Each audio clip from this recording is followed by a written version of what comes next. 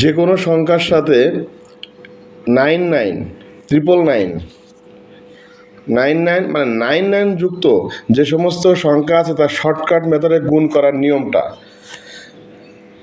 মনে রাখবেন। এইখানে যে সংখ্যাটি থাকবে সবসময় তার সঙ্গে 1 বিয়োগ করবেন।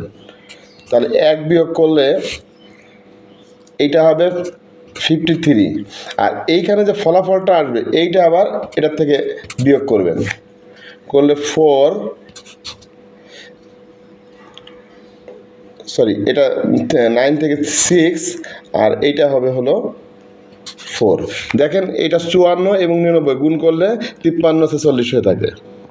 ঠিক তারপরেরটি 243 গুণ 999, তাহলে এইখান থেকে বলা হয়েছে 1 বিয়োগ করতে হবে আপনাকে, বিয়োগ করলে 242, আবার এইখান থেকে 242 বিয়োগ করতে হবে, তাহলে এইটা হবে 757।